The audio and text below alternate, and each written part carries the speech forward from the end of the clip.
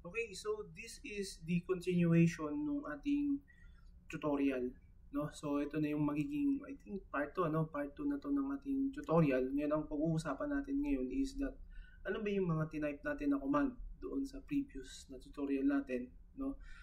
Doon sa pag-activate ng EIGRP, GRP, no?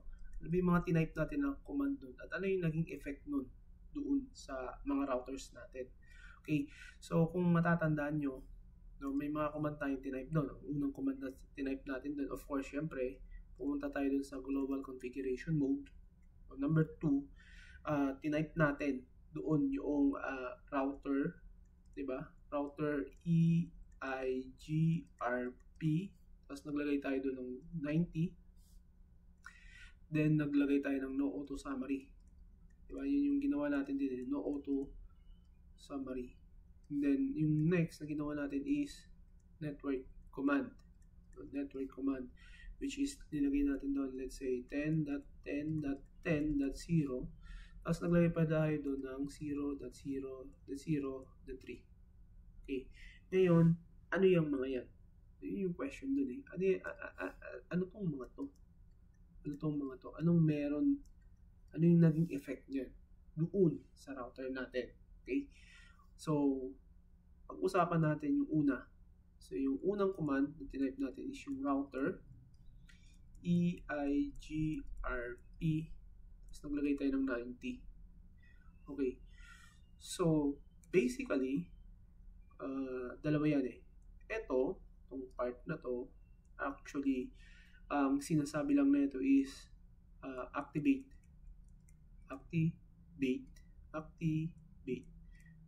EIGRP,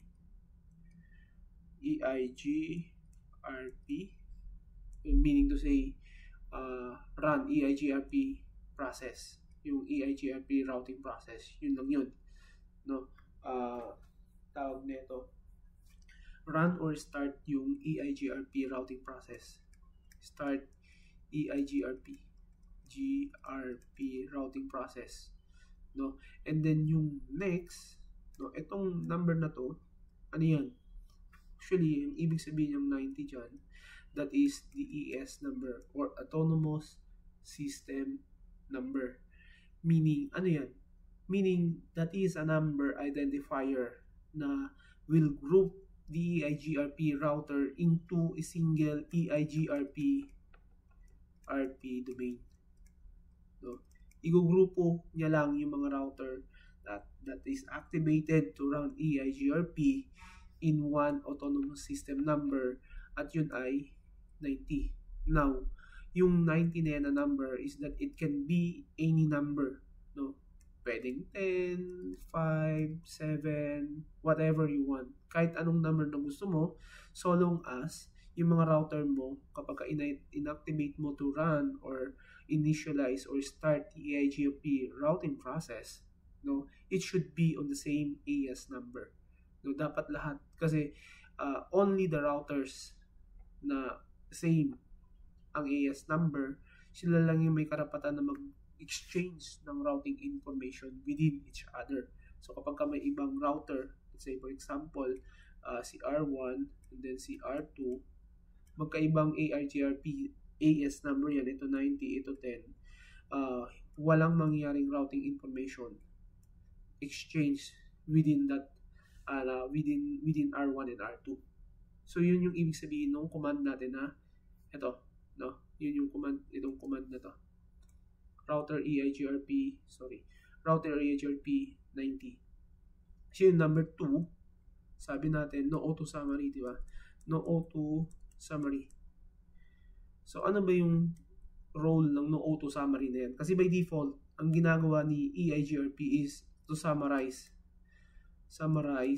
isa-summarize niya yung mga actually yung mga subnetted networks into a class pool network. So, ano ibig sabihin yan? So, ibig sabihin yan, kapag ka, by default kasi sinasummarize ni EIGRP, ibig sabihin, let's say for example, dito kay R1, di ba? May tatlong interface dyan, no? At itong mga interface na to, sabihin natin 192.168.10.0/27, di ba? Tapos ito naman 192.168.10.0/27. 192/27. Tapos ito naman 192.168.10.64/27, no? Kapag ka hindi natin ipinasok itong command na to, no, no auto summary, kapag ka nag-advertise tayo, kapag ka in-advertise natin yung 192.168.10.0, no, at hindi tayo nag-no auto summary, no, pag hindi tayo nag-no auto summary, yung mga networks na yan, kapag in-advertise natin ito, wait lang, 10.0/27, tapos yung 192.168.10.32.10.64, no, kapag kayan in-advertise natin, no, ang gagawin dyan ni EIGRP, gagawin nyo yan 192.168.10.0/24 yan. Ganyan ang mangyayari. Actually, ganyan ang mangyayari dyan kapag ka tawag nito, hindi natin inactivate yung no auto summary. Kasi by default, itong si EIGRP, sinasummarize niya yung mga network into class pool network addresses kapag ka nakita niya na yan ay mga subnetted networks. Actually, no, in-advertise niya yun. So yun yun. Yung pangatlo, no, yung pangatlo na command na tinype natin dyan is dot break muna. Medyo may ano mapangit na eh. So yung pangatlong command na tinype natin dyan is that ito, yung network 10.10.0 0.0.3. So ganito yan. So yung network command na ganyan, network 10.10.10.0 tapos 0.0.0.3. Actually ito sinasabi mo sa router mo na i-advertise mo yung 10.10.10.0, but merong but. Sinasabi niya sa'yo is specifically kung ano yung specific networks ang i-advertise mo. Ang tawag dito is wildcard mask. The wildcard mask. Kasi sana alam niyo yung yung network summarization. So ganito palitan ko yan. Ganito, halimbawa, yung example na lang ng ganito kanina. So 192.168.10.0. Diba? Halimbawa, ito yung ina-advertise natin. Kaya lang, diba, sabi natin kanina, yung router 1 natin, may mga interface siya that belongs are subnetted, diba? Yung 10.0/27, diba? Yung dulong number na lang, kinukuha ko 10.32/27. Tapos 10.64.27. Yun, di ba? Ngayon, kapag ka hindi tayo naglagay ng wildcard mask, ang gusto lang naman natin i-advertise, ito lang naman, yung 10.0. Ngayon, pag hindi tayo naglagay ng wildcard mask, etong mga to, yung mga yan, ma-advertise yan. Diba? Kasi, itong mga to, pag tinignan mo, belongs yan dito sa 192.168.10.0. Diba? Kaya dapat, kailangan, maglalagay tayo ng wildcard mask. Yung wildcard mask na yan, that is the inverse of subnet mask. Ibig sabihin, kabaliktaran ng subnet mask. So, paano kinukuha yung wildcard mask? So, ganito lang yan. So, para makuha natin yung wildcard mask na isang /27 na network, diba? Ganito lang gagawin natin. Ita-type mo yung apat na 255. 255.255.255.255. Tapos, yung /27, i-convert mo sa ganito rin. So, that is 255, di ba? Yung /27, 255. 255. Yung /27 and then 224. Then, subtract 0, 0, 0, 31. Diba? So, pagka ilagay mo yung wildcard mask ng 192.168.10.0 at ang gusto mo lang ay ito, ang ilalagay mo dyan is 0.0.0.31. Okay? So, ganyan magkuha ng wildcard mask Sana alam nyo na yun Pag magkukuha kayo ng wildcard mask, ito default to, 4.255, and then, kukonvert nyo lang kung ano man yung subnet mask nyan, i-convert nyo, diba? Into decimal value, then subtract. Makukuha nyo yung wildcard mask. Okay? So, yun yung role nitong network command na to. Kaya lang, may dapat kayong tandaan dyan sa network command na yan. Kasi yung network command, may ginagawa yan. No? Hindi yan basta-basta na ilalagay o inilalagay lang dyan during configuration. Meron silang, how do you call this? No, medyo may pagkabulol. Pero meron silang specific task na ginagawa. Bakit tawag na ito, bakit siya itinatype dyan? Yung network command kasi, ginagawa ng network command dyan is number 1 is advertise yung network specified doon sa network command. Halimbawa, so ito network 10.10.10.0 0.0.0.3, di ba? I-advertise yan. No? I-advertise yan because of this network command. Number 2, no? Number 2 na gagawin yan is i-activate the interface that belongs doon sa network na nasa network command. So kung itong 10.10.10.0 0.0.0.3, di ba? Yan. Halimbawa ito ay 10.10.10.0. That 3 kasi that is wildcard mask of /30. So kung yan ay serial 0, 0, itong specific subnet, itong specific interface na to, serial 0 is na 0 na to, ma-activate yan to run EIGRP, no? To run EIGRP, and then, no, pag na-activate yan to run EIGRP, magse-send ito. Pangatlo, magse-send itong interface na to ng hello packets. Hello packet. Itong hello packet na to, mapag-aaralan natin sa mga susunod na tutorial, but this time, itong hello packet na to, ginagamit to for neighbor discovery. For neighbor discovery. No, yung hello packet na yan. No? So, kapag nag-type tayo ng network command, may mga ginagawa yan. Una, ina-advertise niya yung network na naka-specify dun sa network command, specifically because of the wildcard mask. Number 2, ina-activate niya yung interface na belong dun sa network to process to start the process of EIGRP, di ba?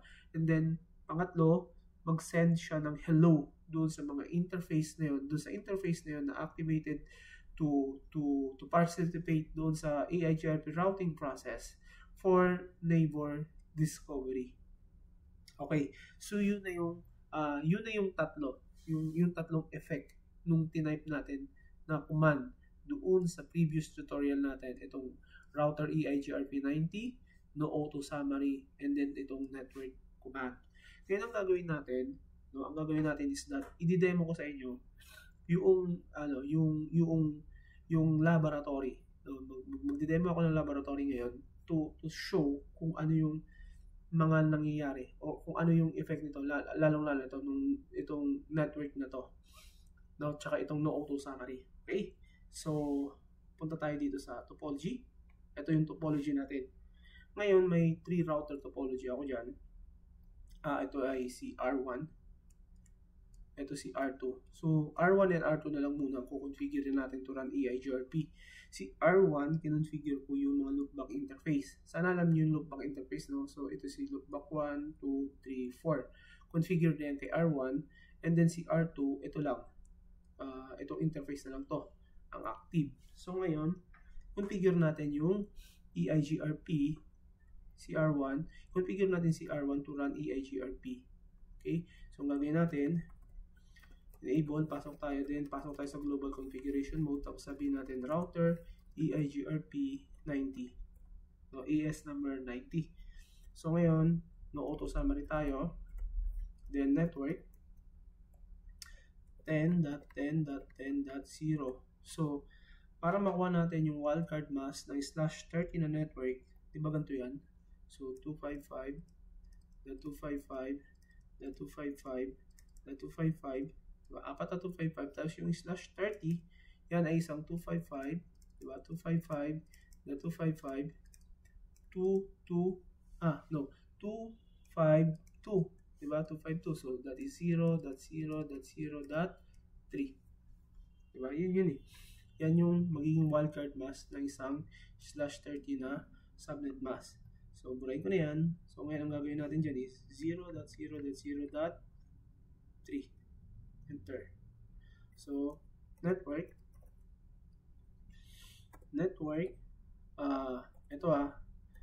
ito muna ang gagawin ko, network, hops, network, i-advertise ko itong mga network na to into one advertisement na lang muna.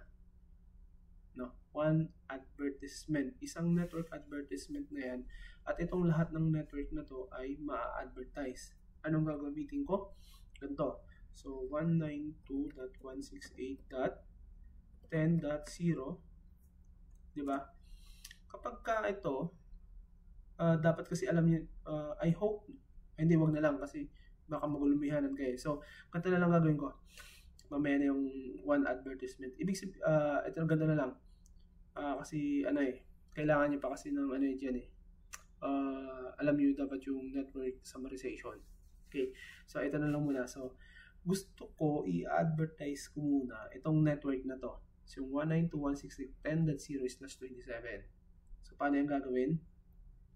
192.168.10.0, 0.0.0. Ano ang wildcard mask na isang slash 27? That is 31. That is 31. So, ngayon, exit ako. So, ang in-advertise ko lang ito, yung 192.168.10.0/27 using this command, 192.168.10.0, tapos ito yung wildcard mask. So, wildcard mask. So, yan lang yung ginawa ko. So, ngayon, pagka inactivate natin itong si R2 to run EIGRP, so configure din natin siya. So, configure terminal, diba? Tapos, router EIGRP 90, tapos sabihin natin no auto summary, tapos lagyan natin network.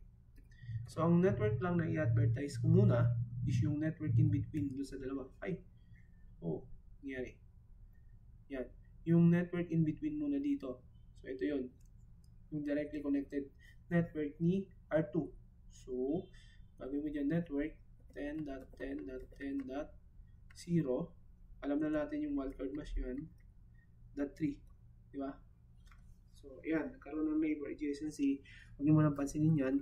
No, ang importante, ang gusto ko lang munang makita nyo is yung routing table ni R2. So, IP route EIGRP. Diba? So, pansinin nyo.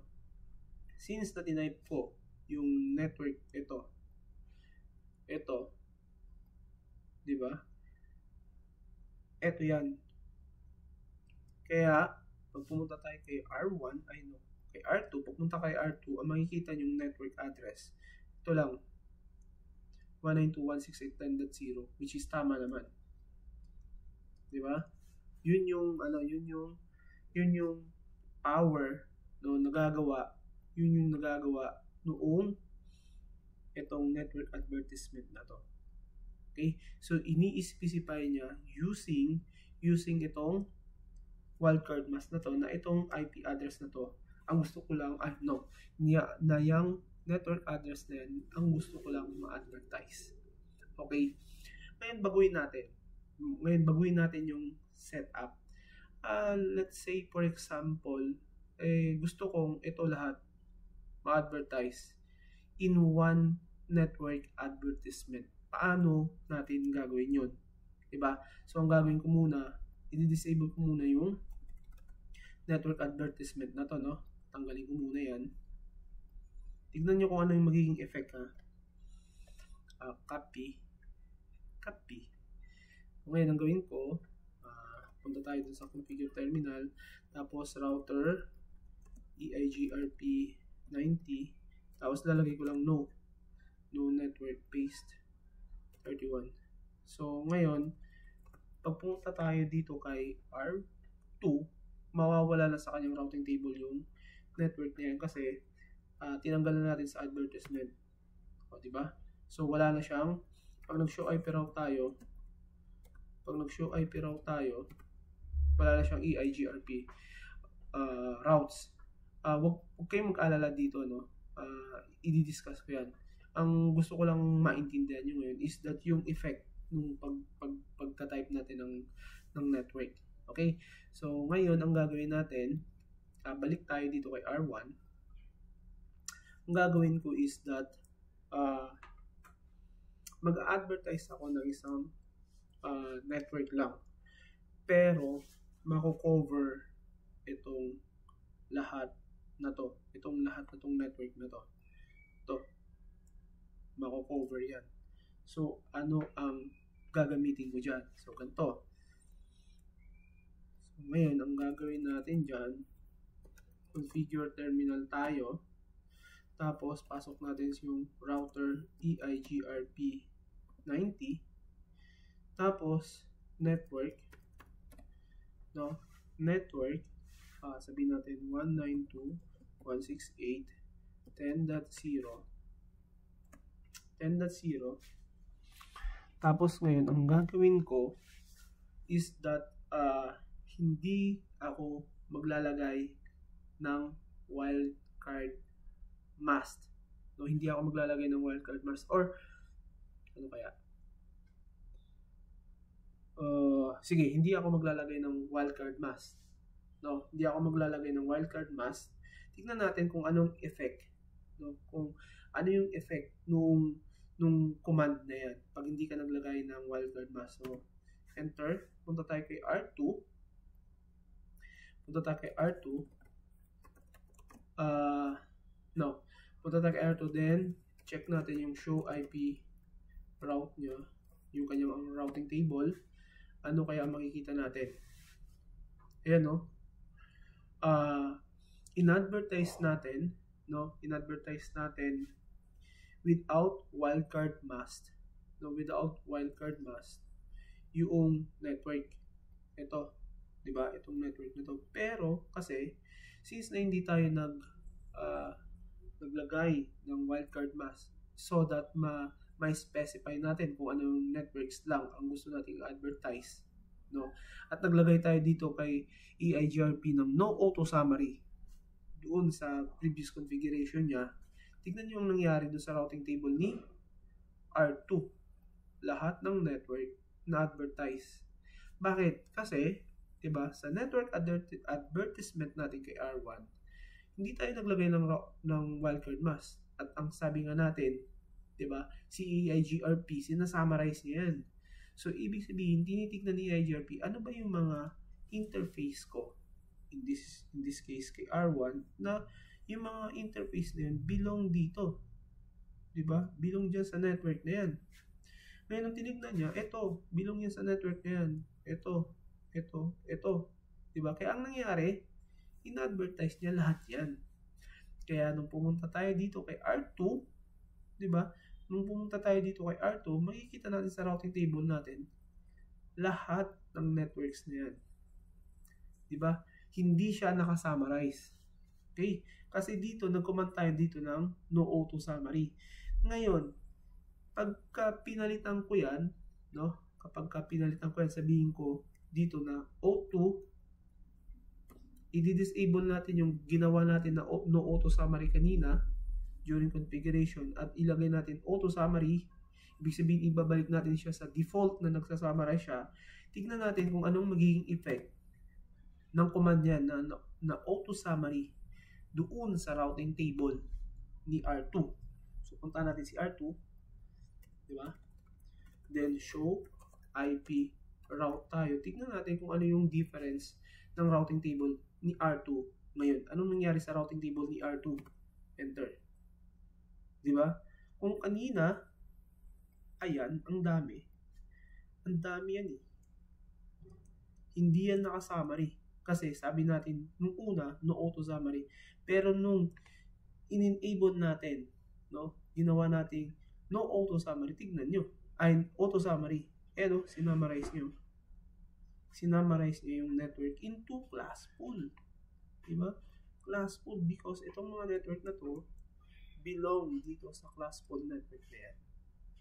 Okay? So, ibalik ko yung no auto summary dito kay R1. No? Balik ko yung no auto summary kay R1. Then, tignan natin kung ano yung mangyayari sa routing table ni R2. Ibig sabihin, tatanggalin natin yung automatic summarization ni EIGRP. So, pagka ganyan ang ginawa natin, pupunta tayo dito kay R2, titignan natin yung routing table, ano yung effect? Ayan. Diba? So, nakita nyo na yung events kapag tinatanggal and then inactivate natin yung automatic summarization ng isang EIGRP routers. Okay? So, yun lang muna sa ngayon, no? Huwag niyo na munang pansinin itong mga outputs na to kasi i-discuss ko yan. Pinakita ko lang sa inyo yung effect nung tinype natin na no auto summary, tsaka yung network command na ginawa natin. Ano ang nagiging effect niyan sa routing table ng mga routers natin na nag-run ng EIGRP. Okay, sa mga susunod na topics natin, pag-uusapan natin ano ba to? Paano basahin ba to? Paano basahin ba yung mga laman yan? At ano pa ba yung commands na pwede natin gamitin to verify, no? Halimbawa ito, show IP protocols. Anong meron dito sa show IP protocols niya? May mga result yan. So, ano ba yung mga yan? Yan yung mga i-discuss natin sa mga susunod na tutorial. And then, paano ba nangyari na yung routing na yung mga network na to napunta dun sa routing table ni R2, diba? Paano napunta yun sa routing table ni R2? At ano ba yung kanina na nakikita natin na output, diba? Yung ito, ano bang ibig sabihin yan? Ito. Merong mga ibig sabihin yan. Yung kanina, nasa na ba yun?